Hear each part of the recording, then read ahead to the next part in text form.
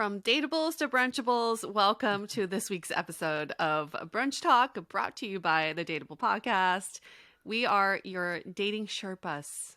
You can call us that because we want to Sherpa you through this crazy scene of modern dating and answer your burning questions.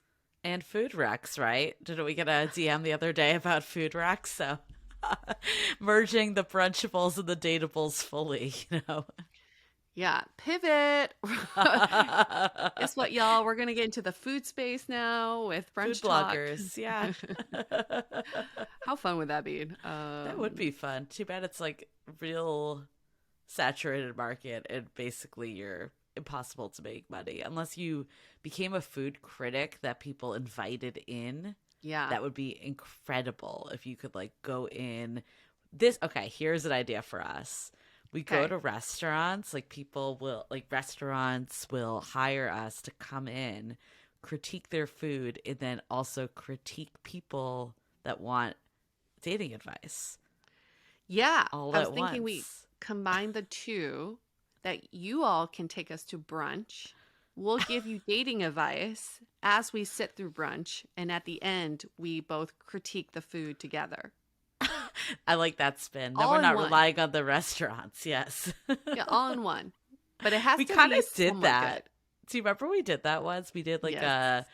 what was it? A contest. I forget what the contest was. This was a long time ago. What was that contest? And then we took the winner and her Yeah. friend to brunch. And then we Yes. ended up having her friend as a podcast guest later on. Oh my gosh, that was eons ago. That was a long time ago. That restaurant that we went to has not existed for like 5 years. What was the restaurant? I don't even Hog remember and now. Rocks. Remember that place? Oh yeah, no longer. Yep. It's no been longer gone there. for a long, long time, which Different lifetime. dates this. Yes, different lifetime, yet same podcast. Evolve podcast. I wonder, what was Maggie? That was her name, right? I wonder if she's still listening. Shout out to Maggie if you're there. Back to brunch, talking about brunch and talking about dating. I do find that as I start eating, I want to talk more. I don't know what it is. It's like an interrogation technique that people can use on me.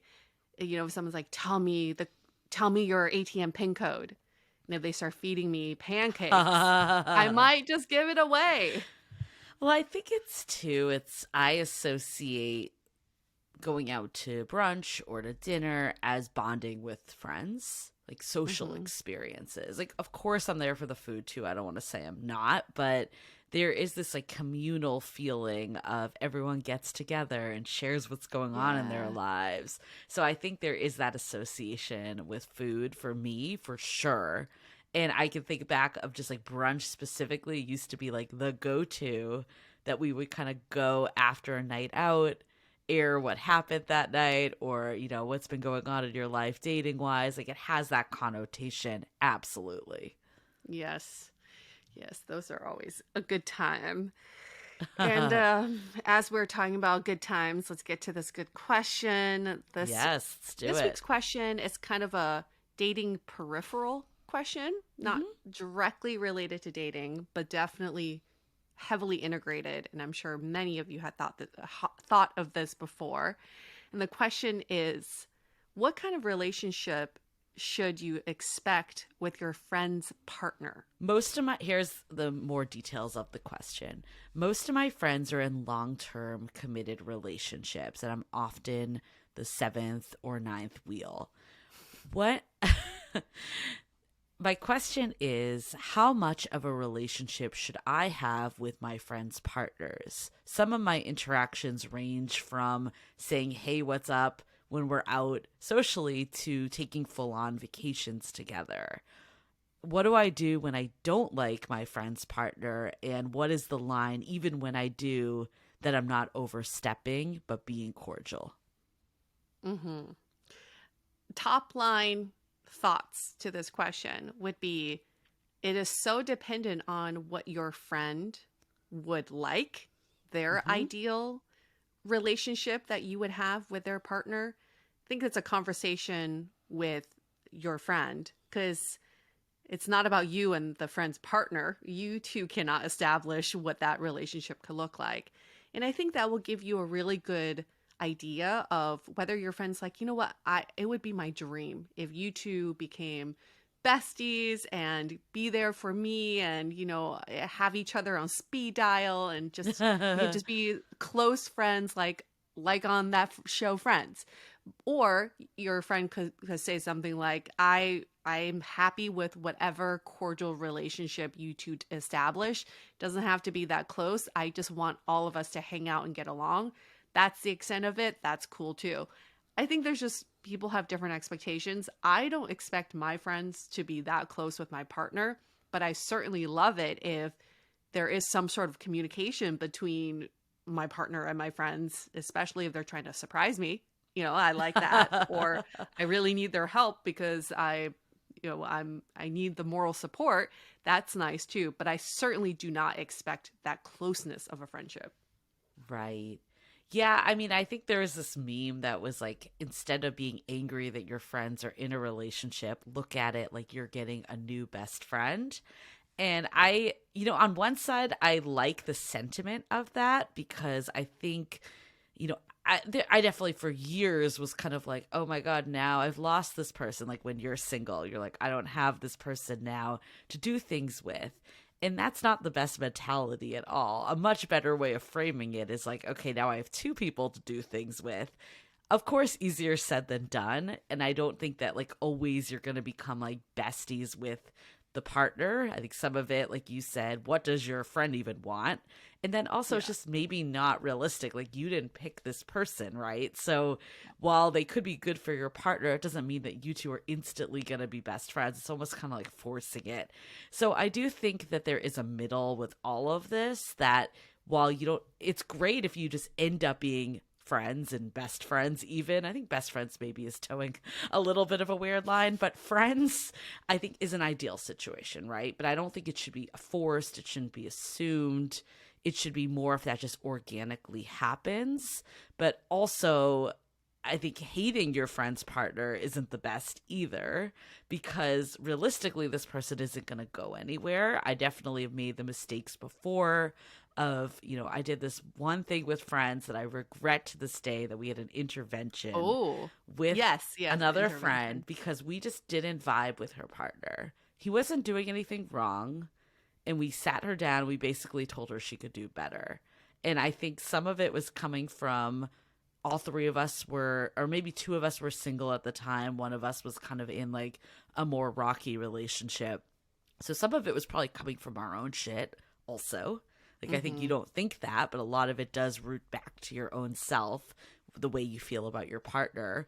But also I think some of it was just that he maybe wasn't who we would necessarily gravitate to, but who made us the people to like tell her what to do. I'm so glad that she didn't listen, because they're now married with 2 kids. So clearly she knew herself better, and that's the right way to be.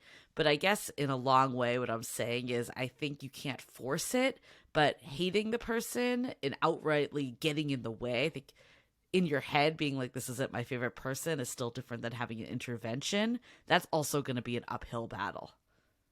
There's a difference between you having to like your friend's partner, versus you having a cordial relationship with your friend's partner. Yes. Just remember, you don't have to like them. There's no rule out there. There's like, you must like your friend's partner, but there has to be some baseline of friendliness when you do hang out together.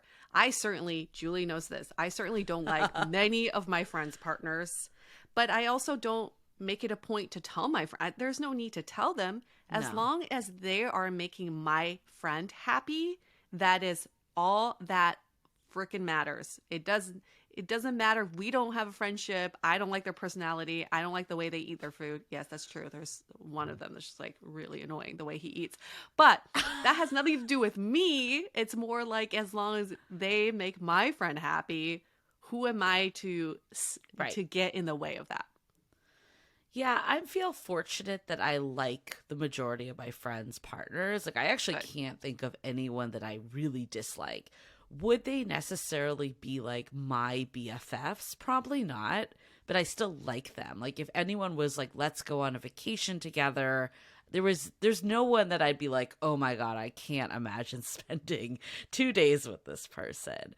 I did have this conversation with my partner though, of like, it would be kind of funny to think like if you were to have like a one-on-one with any of your friends' partners, like what would you talk about? Or like Yes. what would you talk about with my friends?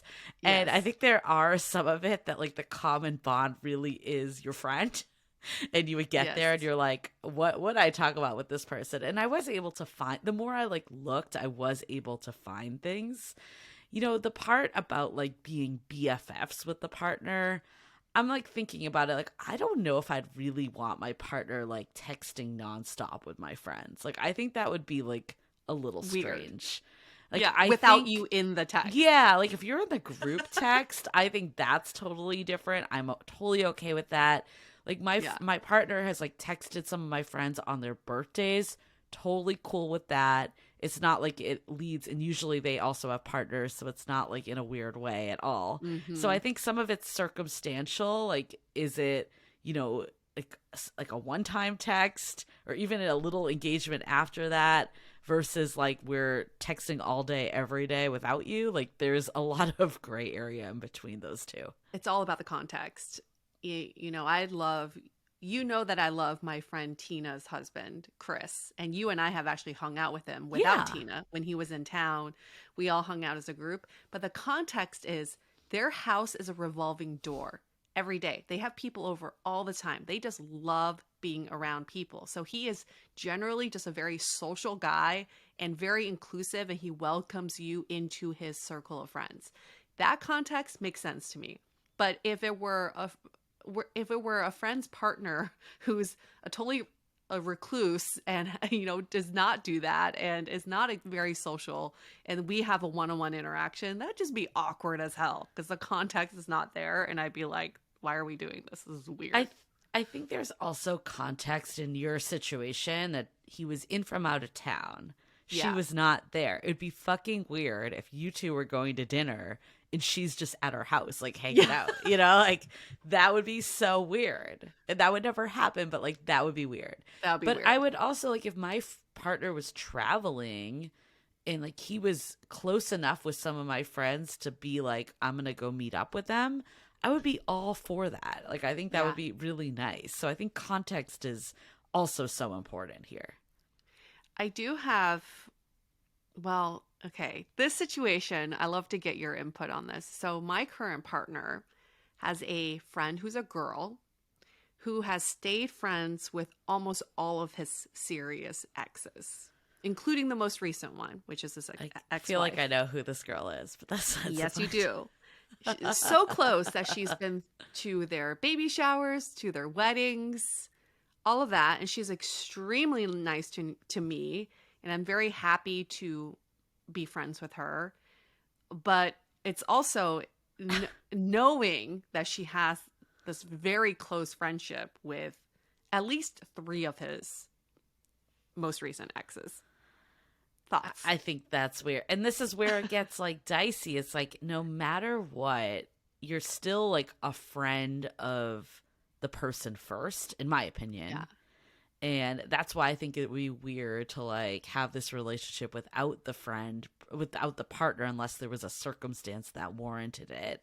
And then what happens when you break up? Then it's a little weird. Like, I would not like it at all if my friends were having if my friends were like hanging out with my ex like regularly, I'd be so upset. Like, I don't even know what I would do in that situation. So I mean, it's like in sentiment, it's nice that she was able to maintain that, but I think it's a little over the line too.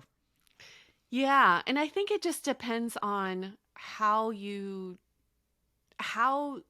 define these friendships and how you define this is such a bad word, but the who owns that relationship. So I know in breakups people get actually kind of territorial about their friends, Yeah. right? My Yeah. ex, they should not be talking to my ex because they're my friends, and I'm not talking to my ex's friends because those are her friends or his friends. So I get that. I get a little territorial about my friends as well. So it's a little, to me, I'm still trying to work through this. It has nothing to do with my partner. It's like, I want to deepen my friendship with this person. And she does listen to this podcast. So this is, yes, we can have this conversation at another time. And I really enjoy being around her. But there is a part of me that's like, I don't want to be part of this X club that you're going to befriend. This is why this topic is tricky, though, because there's always a barrier to like making it a more substantial relationship, unless you're Yeah. like the person you're describing and you're just like, nope, fuck it, I'm just gonna be friends with who I want to be friends with. Yeah. And there is a good mentality about that. I don't want to say that's not a good way to go about doing it, but I think the majority, there's still this feeling like, okay, if my friend and their partner were to break up tomorrow, would I actually hang out with this person? And most times, 9 out of 10, the answer is no. So I do think, like, back to the top line question here of like, how much is too much? Like, I don't think that I think all of it's relative to you and your friend, your friend's partner, how much you enjoy this person. So there's not a black and white answer. But then I do think some of it is like thinking about like, okay, what happens like if this was to end? Like, how would I kind of react with that? Have you ever had an ex's friend reach out to you after the breakup? No. One of my ex my ex wanted to like give me his friend's contact info, and he wanted your contact info, which is ironic because you guys actually never met. So I don't know why I don't know why he chose you, because like he knew like all my other friends, but he chose you, Yue. I Which feel is so special. weird because he literally met every other one of my friends. Yeah, but we've for never whatever met. reason, he chose you. And I was like, I don't really need to do that because I don't need to put like Yue in this position. Like Yeah. the sentiment was like, so we could like check up on each other and understand how we were doing. But I don't think you need to like get the other person involved necessarily. Like that felt weird to me. No. I'm like, if we're gonna check in on each other, like, let's just check in on each other. We don't need to like have these these other people like involved in this that, quite frankly, we're not involved in the relationship to begin with. So I think Yes. there's a lot of that's happening. But I think like you're more asking like as like a friendly acquaintance, just like popping in to say hi. No, have you? I just remember years ago with my ex of 5 years, the one that proposed, after we broke up, his close friend messaged me. I think it was actually on LinkedIn, and asked me if Asian pussies were a different color. Oh my God. That Yes. is like the worst. Yes. That's actually debatably worse than the just checking in on your partner. By far, Yes. way worse. On LinkedIn. I'm pretty sure it was on LinkedIn. Oh my God, that's terrible. That's terrible. I think that raises a really good point too, is like, what is this friendship that you're actually trying to get? Like, I feel like I could see people being like, and I kind of feel like in a way some of my friends have done this, but not in a bad way. Like there was a time that we were like all out, and it was like me, my partner, and like 3 of my single friends, and they were asking him to like look at their profiles as like a male point of view. And I think like in that context it was fine, but if they're like messaging him all the time questions about it, that would be too much. And I almost feel like what you're saying with that comment, it's like he's like, oh, who could I ask? Oh yeah, Yue. Like, like you don't need to be like the No, I subject think he matter was being a expert for this dick. person. Well, that too. I think he was trying to be a douchebag and trying to, get her eyes out of me because it was not the best of breakups, but it had nothing to do with him. That's true. That's a whole other story of like, where is this coming from? I think, the part about, let's maybe go back to the top line of this. Like, how much should you be communicating? How much should you be going on trips together? Like, and then also, what do you do when you really don't like this person? I think the communication, we kind of address this of what feels right in the context. Is your friend, like the person that kind of connects you to, involved when it makes sense for them to? The last thing you want to do is be doing things like behind their back that feel weird. Yeah. Like, I think Yeah. group texting, hanging out if that person is not in, like, you're visiting somewhere or that person is not present. I think it'd be weird if they were out of town, though, if you two suddenly, like, started hanging out. That's also weird. Like, think about it, like, also, like, if you were in a relationship, like, what would you want? Like, Yeah. and not that what you want is always necessarily what they want, but at least you could be like, would I want them, like, texting without me?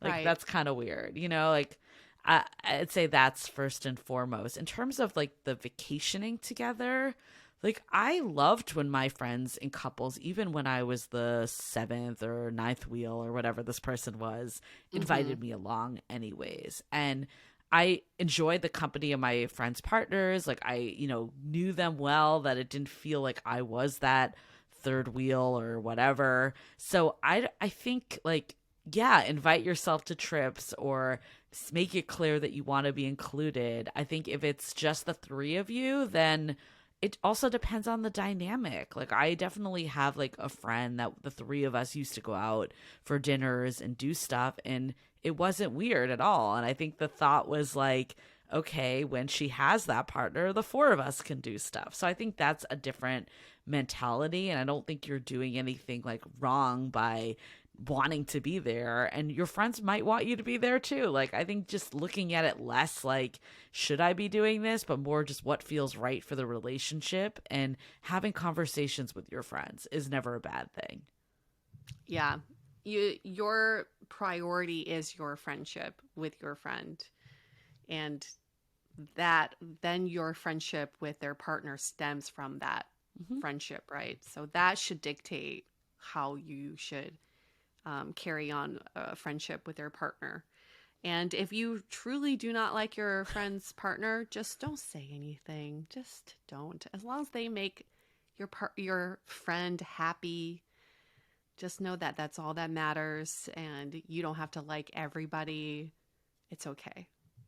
Yeah, and you can find more one-on-one time with your friend. I think something I try to do in a relationship, because I was years of being that third wheel, is when it's the three of us, I'll ask like, would you prefer to do one-on-one, or like, Yeah. do you mind if my partner comes? Because I don't want to like impose all the time and not have that individual time. So I always try to like give people like kind of an out if they want to choose not that. And my partner doesn't care. Like I've told him this too. Like, and it doesn't stem from like them not liking him. It's more just I know how it feels to sometimes want to spend time with your friend, and then you have a third person along. That does change the dynamic. Regardless, even if they love this person so much, it will change the way the vibe flows for sure. Absolutely. Thanks again for sending in this question. For all of you, send in your questions. You can email us hello@dateablepodcast.com, or you can DM us on Instagram @dateablepodcast. We try to answer all of the questions you send in. And if you've already sent in a question before, keep sending them in. It's okay if you are a repeat question asker. We're all Yes. about that. There's enough to go around. And if you have the question, probably someone else does too. So Yeah. thanks again. And we'll see you next week for Brunch Talk.